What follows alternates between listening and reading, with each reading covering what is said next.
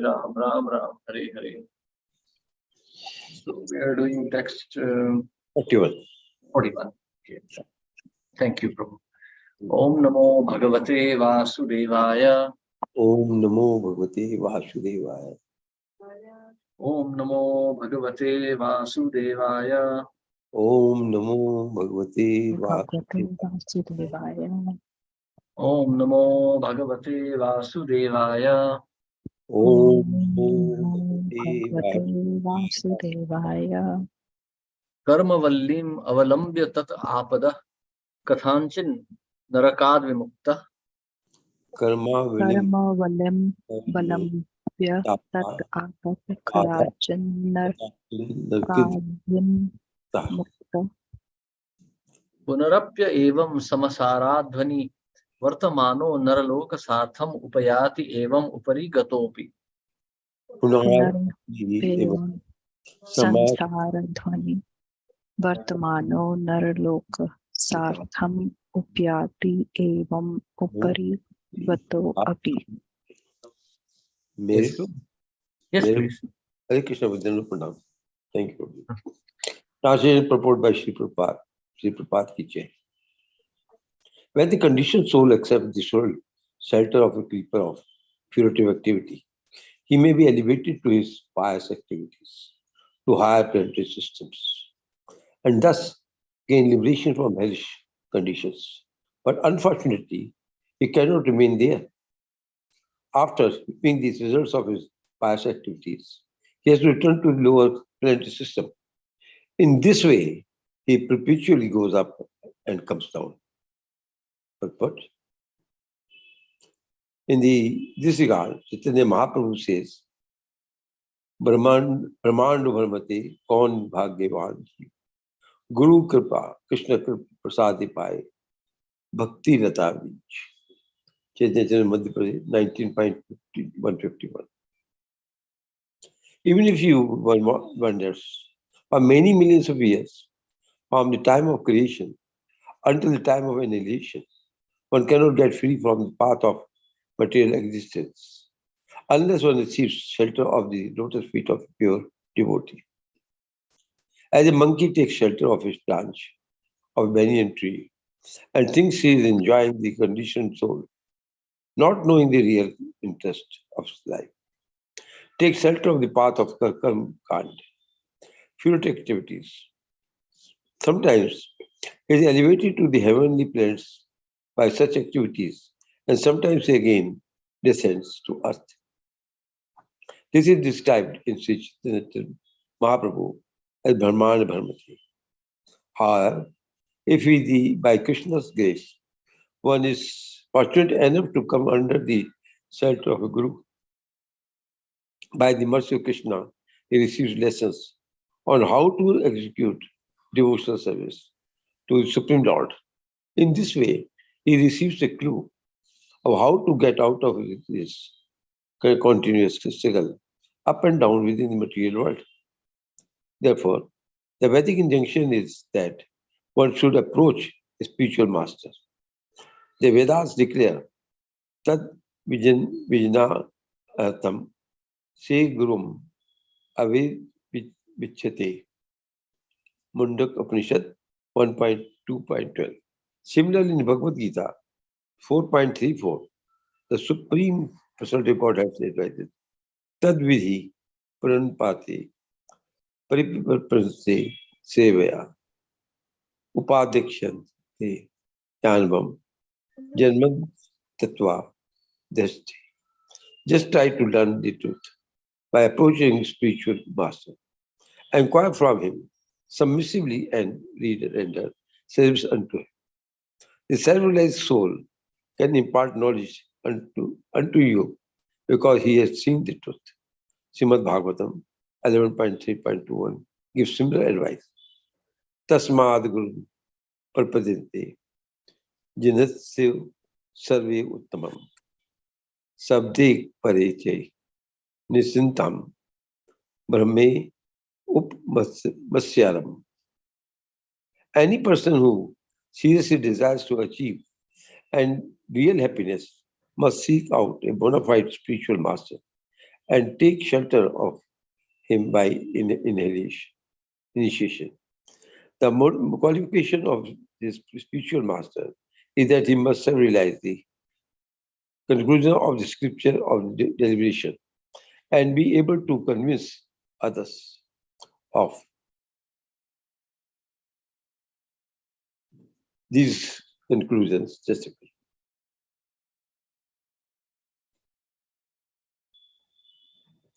Such great personalities who have taken shelter of the Supreme Godhead, leaving aside all material considerations, are to be understood as bona fide spiritual masters.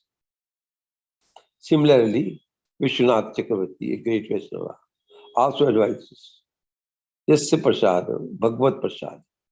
By the mercy of the spiritual master, one receives the mercy of Krishna. This is the same advice given by Chaitanya Mahaprabhu, Guru Krishna Prasad Pai, Bhakti Lata. This is essential. One must come to Krishna consciousness, and therefore one must take shelter of a pure devotee. Thus one can become free from the clutches of matter. Hare Krishna, Prabhuji. Dhanavad Pranam. Hare Krishna. Thank you, Prabhu.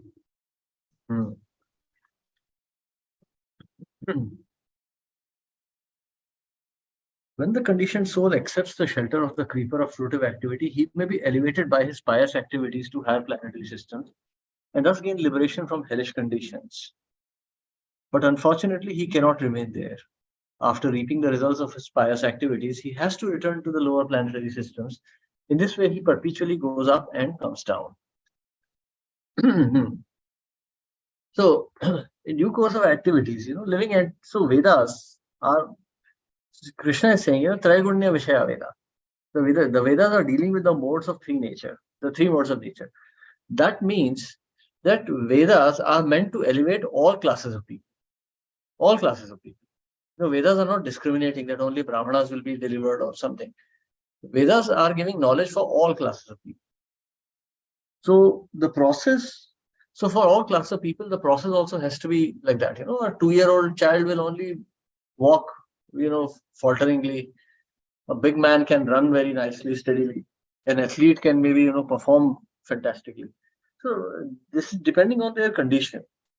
So Vedas are working for everything, but Krishna is advising Arjuna particularly to give up the path of the Vedas. Sarva dharmana parityajya mama ekam sharanam raja. You give up everything. You just only surrender to me. Just follow as I'm telling you. Tasmat sarveshu kaleshu mama nusmaryadhyacha. Always think of me and then you fight. And he's also saying man manabhav mad bhakto madhyaji mam namaskuru. So always think of me, become my devotee, worship me and offer your obeisances unto me. In this way, Krishna is advising Arjuna to act. That means he's advising Arjuna to act fully in his consciousness, giving up the path of fruitive activities. Because, as Srila Prabhupada explains, that the path of fruitive activities is actually very dangerous. The path of fruitive activities is actually meant to pacify the mind. So mind has desires. So yes, okay, you have a desire to have sex life. So Vedas say, okay, you can enjoy sex life, but please get married. Live like a gentleman. But there are rules for that sex life. If those rules are violated, one becomes sinful, even within married life. So there are rules like that. So Srila Prabhupada explains that even while following the rules and regulations for sense enjoyment, there is a danger that mind can run out of control. For example, Kshatriyas are given the permission to eat meat. But they can only kill those animals. They can only eat those animals which they have killed themselves. It is mentioned in Srimad Bhagavatam also. So they can kill animals and eat them. But then they must atone for that by taking sannyas. If a Kshatriya just lives at home and enjoys life, never leaves the kingdom, he will become sinful. Because he has already committed so many sins in course of being a Kshatriya. So we can see, that's a very dangerous situation. That's a very scary situation. So therefore, Krishna is advising Arjuna to give up all of that. So, and even if one is very pious and goes to heaven, he still has to fall down. Kshine punya martya lokam vishanti. So as soon as the punya is finished, one has to again come back to these conditions. And as compared to heaven, these conditions are hellish. Middle planetary systems are practically hellish as compared to the conditions that the soul experiences in the heavenly planets. So therefore, it is advised that one should not take shelter of this karma kand. Very dangerous, very dangerous. Any moment, see, because karma kand never generates good karma. We are actually enjoying our karma. Karma kand is just giving us some results we really enjoy after we give up this body. While performing punya, one still has to suffer a lot. Srila Prabhupada is explaining in Bhagavatam purports that the so-called the process of yajna is so difficult. You have to acquire so much of material, you have to spend so much energy. Then you can enjoy it when you go to the heavenly planets. So you can enjoy here on earth, but real purport of those activities is to go to heavenly planets and enjoy there. But then again, as soon as they are finished, one has to fall down. But if someone makes a mistake, then the results could be quite contrary. Like for instance, Twishta was performing this yajna to get a son who would kill Indra. But he made a mistake in pronunciation and he got a son who would be killed by Indra. So there was this path was, so he got a contrary result. He got a fiercely demonic son, but who would be killed by Indra. So this was not at all what he was wanting. So we can see that this path of material enjoyment is actually full of so many dangers. So one has to take shelter of someone who can guide us out of this place. A bona fide devotee of the Lord, a pure devotee of Krishna. So that devotee is an acharya, guru. But the process is specified here. Pariprashnena sevaya. Approach the spiritual master, render service and make genuine inquiries. So Prabhupada says both blind following and absurd inquiries are condemned. What are absurd inquiries? Absurd inquiries. What is the size of Mahavishnu? Why is it like this? How many hoods does Anant Shesh has? Are those universes floating on his head or are they floating around him? Now, these are useless, absurd inquiries. They make no sense. But yet we see that many devotees become attracted by these things. These are all mental play, Even if I tell you what is the size of Vishnu, how does that make any difference? First of all, I don't know this answer. No one knows this answer. But even if I manage to answer this question, how does it help in your spiritual life? So the valid question should be, how do I purify myself? How do I become free from the clutches of Maya? So one has to think like that. Bhakti means one has to be very intelligent. One has to think actively. One has to be very, very alert when one is thinking the path of bhakti. One also has to regulate one's activities. So any person who seriously desires to achieve real happiness must seek out a bona fide spiritual master and take shelter of him by initiation. Now, this initiation doesn't mean that you approach some obscure guru who has 50,000 disciples and then you say, Hari Bol, now I'm initiated. That is nonsense. That is not initiation. Real initiation means accepting the message of the Sampradaya, accepting the principle, understanding the message. Just today I was reading one letter of Srila Prabhupada. So some devotee had asked Prabhupada in 1972 about the parampara coming from Arjun. So like what happened? Krishna spoke Bhagavad Gita to Arjun, but we don't hear of any disciples of Arjun. So how does that parampara continue? So Srila Prabhupada is explaining that the same parampara continues through the agency of Vyasadeva. So we have Vyasadeva, we have Madhvacharya, we have Ananta Tirth, we have so many devotees coming in that line. So because the message is the same, we can very much say that Arjun is also an Acharya and that we are in the parampara of Arjun. So Srila Prabhupada here is explaining that though Arjun never became a sannyasi and he never really initiated anyone, he is still an Acharya. Because the message that was given to him is being given to us as well.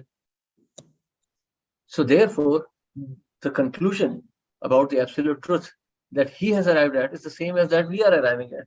So therefore, he becomes a part of the Acharya Parampara. Even though he has not formally initiated any disciples, or nor has he preached Bhagavad Gita anywhere. So this is how Srila Prabhupada explains the process of initiation. Not that someone takes initiation from somewhere obscure place and then the message itself is changed because someone has to prove that he's a guru, so he must change the message. That is all nonsense. See, we are talking about pure Tattva Siddhanta.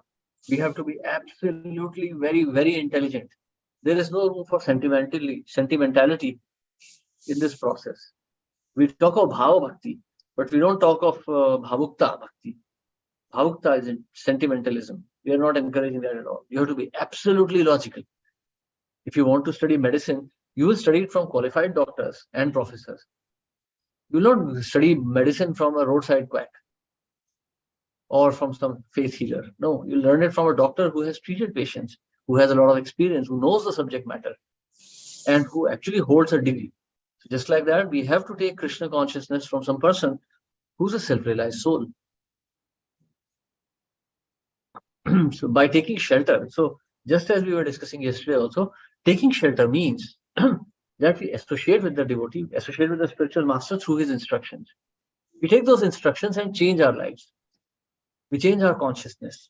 The objective of our life becomes only Krishna's service. That is real bhakti.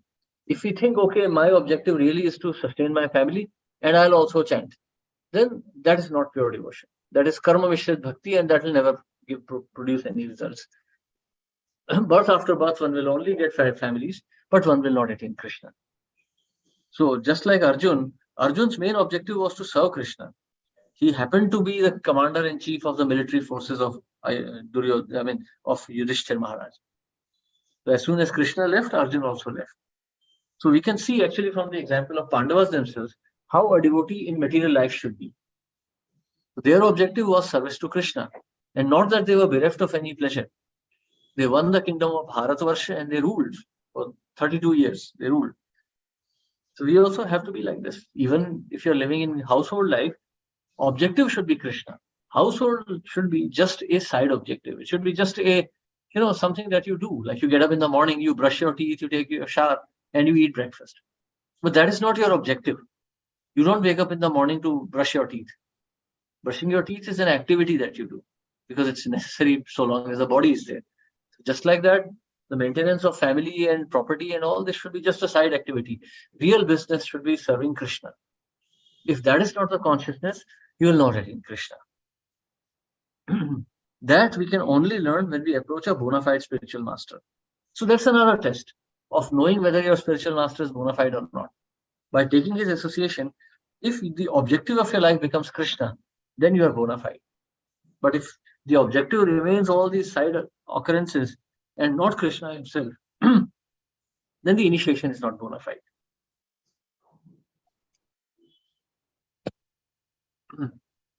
A bona fide guru will never tell you to do well in your material life, be happy, do this, do that, maintain good relations with society and all that. No. Guru will tell you how to cut all the connections and become servant of Krishna. So that's also another test that we are seeing here. Because the Guru is convinced about Krishna, he has seen Krishna, so he can convince you also. If the Guru is himself not convinced about Krishna, he'll not be able to convey that message. So that's the test for you.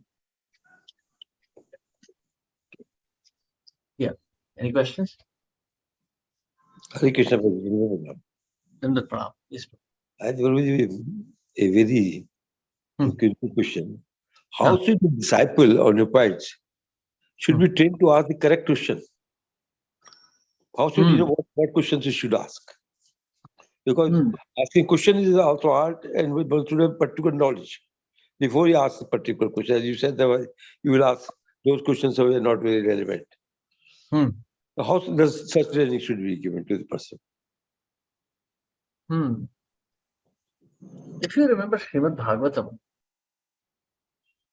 so Parikshit Maharaj asks a question in the second canto. What is the use of performing penances if a man will again come back and continue sinful activities? Previous to that, Shukadeva Goswami has explained about the process of purification.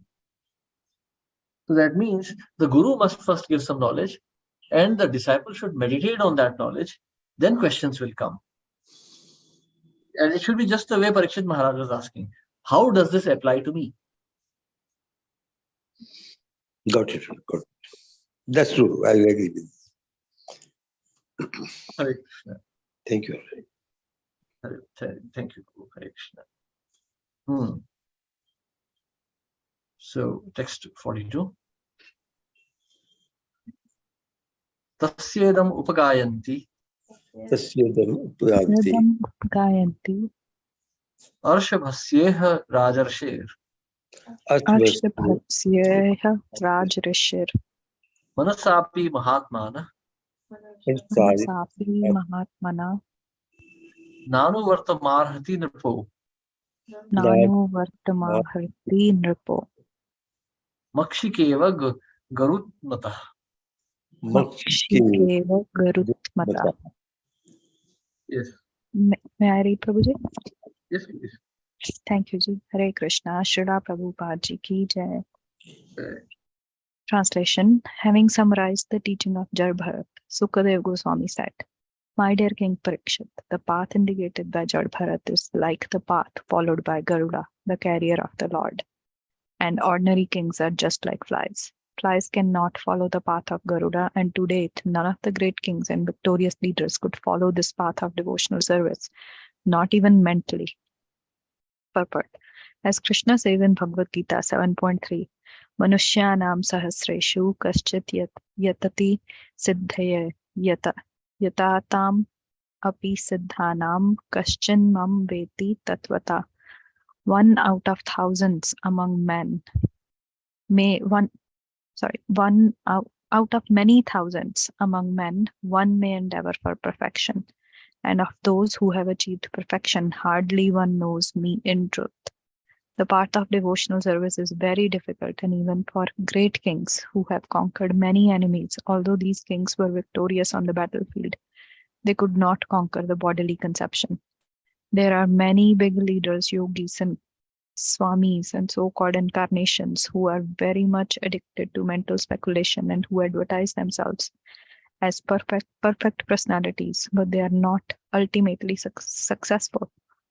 The path of devotional service is undoubtedly very difficult to follow, but it becomes very easy if the candidate actually wants to follow the path of Mahajana. In this age, there is a path of Sri Chaitanya Mahaprabhu, who appeared to deliver all the fallen souls. This path is so simple and easy that everyone can take to it by chanting the holy name of the Lord.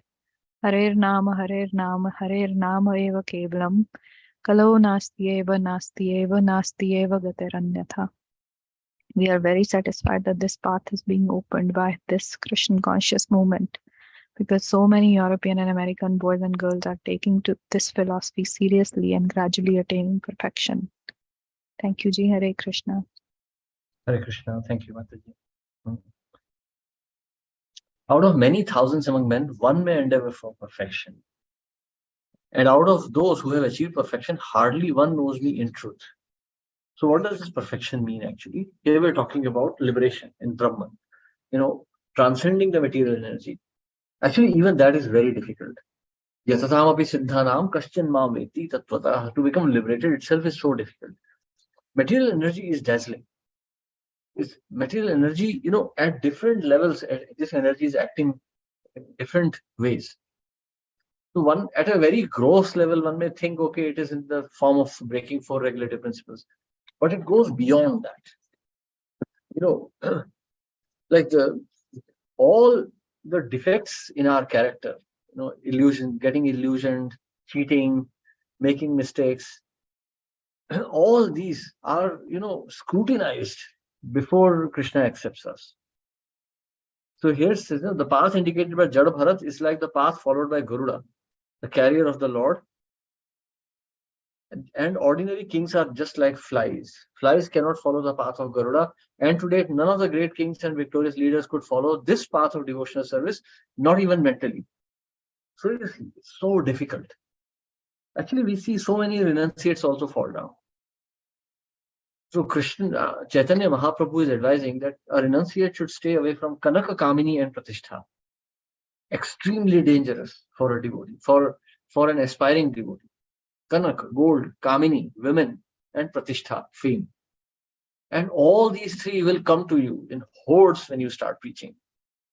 If your message is even remotely genuine, all this would come. And one may become dazzled. One may think, oh, he is progressing so nicely, but actually that is Durga Devi testing us. In course of preaching, you'll find many people appreciating you. If you're a lady, then men will come and appreciate you. If you're a man, ladies will come and appreciate you. So much people would be ready to pay you. Oh, this Swamiji, Prabhuji is speaking so nicely. Please take some money. This will all come. But one has to reject all of this. If one becomes dazzled by it, and that doesn't happen immediately, not that a preacher immediately falls down. A preacher's consciousness degrades very slowly. You know, if you take a lump of sugar and you keep it in water, especially like you take a rock candy and you put it in water, it appears to be completely stable. But you keep it for an hour, 2 hours, 3 hours, gradually the candy will dissolve. That is exactly the position of a preacher of Krishna consciousness. If he stays associated with Kanak, Kamini and Pratishtha, he will be ruined. That's why the Goswamis are advising that one should not stay in one place for more than 3 days. Srila Prabhupada himself was practically like that. He had 108 temples, but he wasn't really staying anywhere. I think the longest he ever stayed was in Vrindavan when he was about to leave his body. So that's the position. So you see, one has to stay away, because if one stays with money or women or fame for more than required, one will become attached to them. Who wouldn't want to be praised? If the opposite sex praises you in very sweet voice, who wouldn't become swayed by that? If there is so much wealth that you can use, then why wouldn't you do it? Why wouldn't you use it? We have these contaminations from many, many lifetimes. This is not the first life we are taking. We have been enjoying these things. So one has to learn to just overcome them. The best way is to just not stay. You know, this whole idea of renunciates maintaining congregations is a very antithesis of the way propagated by the Goswamis or Mahaprabhu himself. No renunciates should maintain a congregation. A renunciate can at best come and preach, but he should go away, because he will become attached to this life. Household life, money, these are naturally attractive to all living souls. If one stays in their contact, one will become attracted. Dhyato vishayana pumsha sangastishu pajayati. This will happen. If a renunciate is constantly approached by a single female, eventually his heart will melt. No one, you know, in Bhagavatam also it is mentioned that in all of this creation, none other than the 4 Kumaras and Narad Muni are immune to the attractions of the opposite sex. Not even Brahma and Shiva. So what to speak of ordinary souls like us? We are very much prone. So we should maintain our distance. Even whether one is a grahastha or a sannyasi, it doesn't make any difference. One should not simply associate with women. Wealth, same thing. One should not become addicted to luxuries. I will only eat opulent prasadam. I will only eat this. I will only eat that. No, one should be just willing to take whatever Krishna is giving. Okay, just take it. So, and pratishtha. This is the worst. Because pratishtha means I am accepting all the praise. I don't deserve this praise. This is not my praise. This praise belongs to the acharyas. It belongs to Krishna. Krishna has spoken Bhagavad Gita.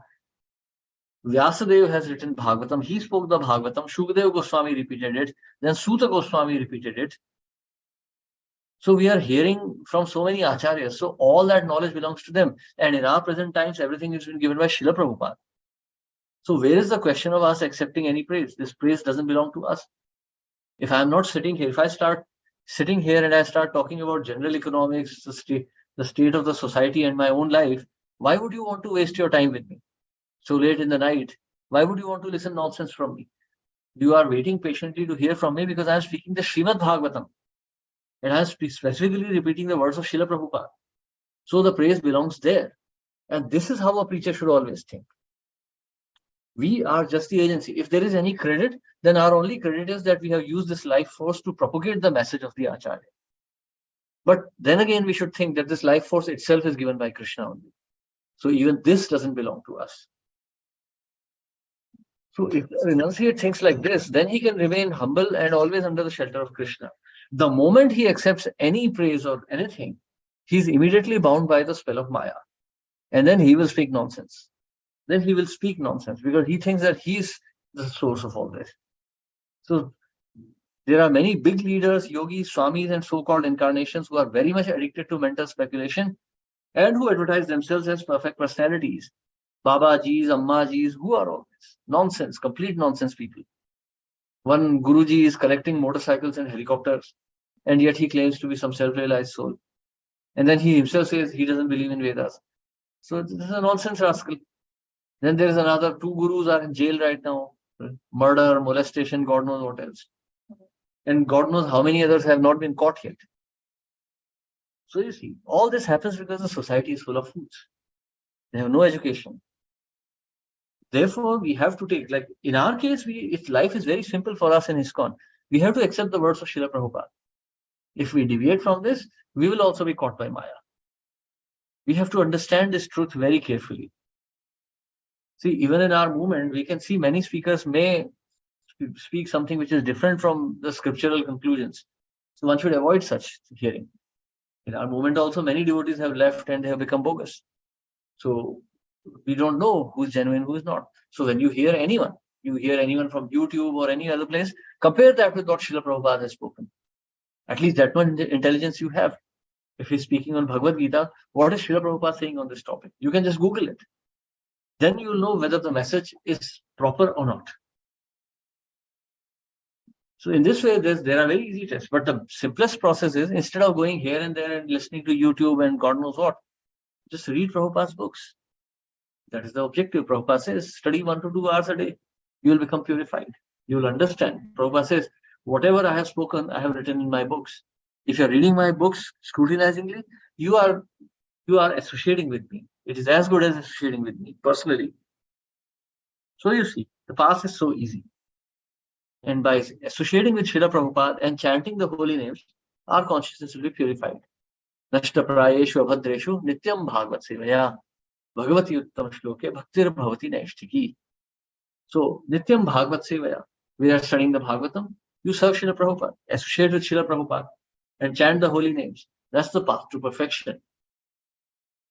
Hare Krishna. Any questions or comments here? Guruji, as you said, Prabhupada said, nobody should live in a place for more than 3 years, 3 days. Yes. And he himself was following this practice. Then, Prabhuji, how could they write so much? He had written thousands, tons of volumes. Now, when was that then? That's the miracle of Srila Prabhupada. Of course, the miracle. Then you understand what a self-realized soul means. Srila Prabhupada is a literary incarnation. A professor, South Indian professor, compared him to Chaitanya Mahaprabhu. He called him an incarnation of Chaitanya Mahaprabhu. And Prabhupada accepted that. He really wonders. Yeah. Even if you are not traveling, staying in one room, even I would have been able to create even one volume. And he created many, many volumes of different books and literature. Really. Yeah. And the quality in the subject matter, quality in the thoughts, quality in the language. I think it's better than any professor of any university. Well, he's a Vaikuntha Purush. This is a very interesting anecdote, actually. Yeah. Once one of the disciples of Srila Prabhupada went to meet one professor in America.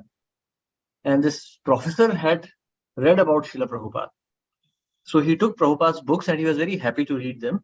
And then this devotee went to meet Prabhupada. I think it was Purushottam Prabhu or someone. It was one of the devotees. He went to meet this professor. And he said, so this professor said that your spiritual master is a wonderful personality. He is a great personality. So this devotee said, yes. So he said, so do you understand that? The devotee said, yes, I do. He said, no, you don't understand this. I am a 75-year-old man myself. And at this age, this personality has traveled so far and created a movement, and he's doing all of this. This is a miracle.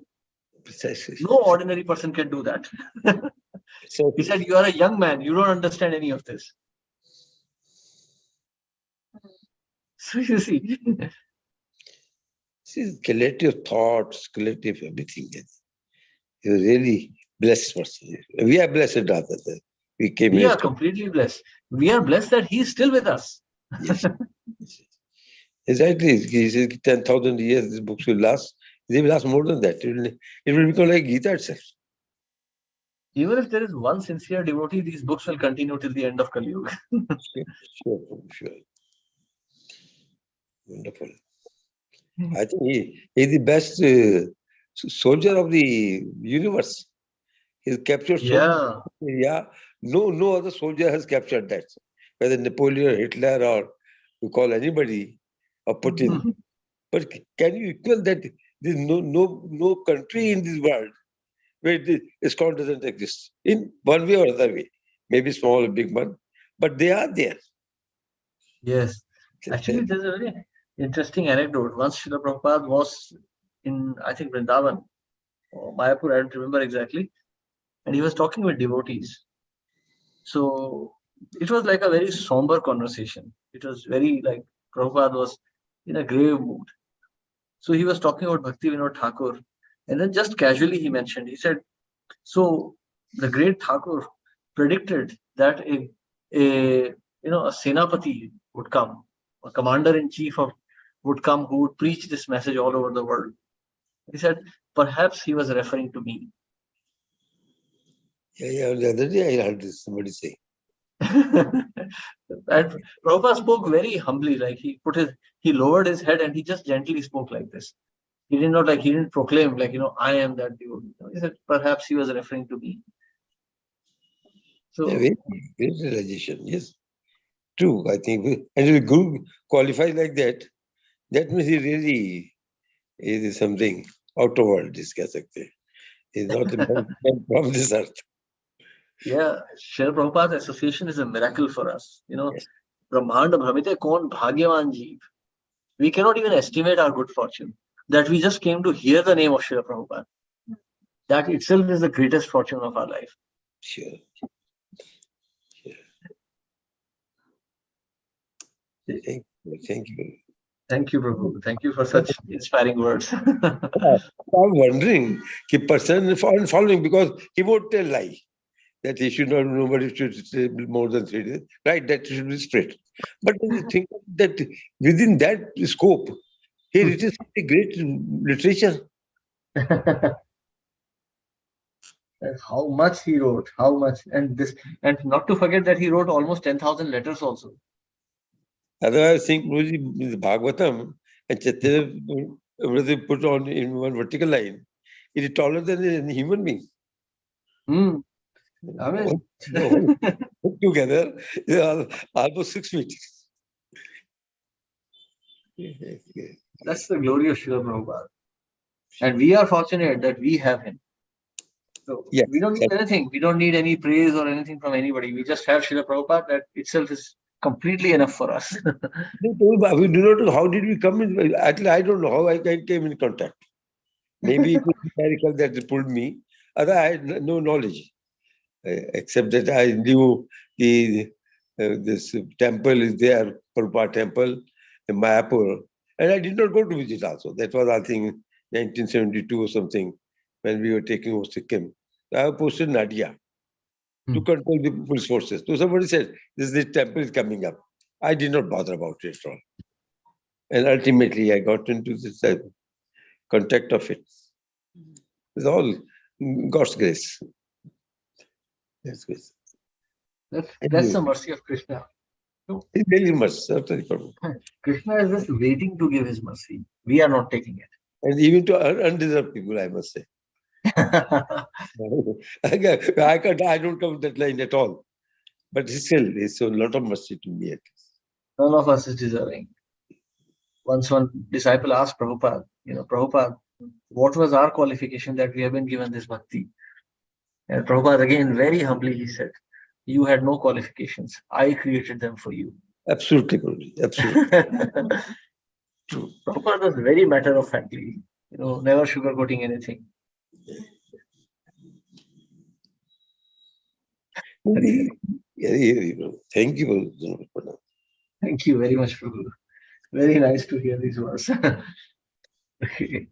So, yes, so we stop here today. Thank you very much, everyone. Hare Krishna, Srila Prabhupada ki jai. Hare Krishna. Dhanva pranam. Pranam. Thank you. Pranam. Hare Krishna.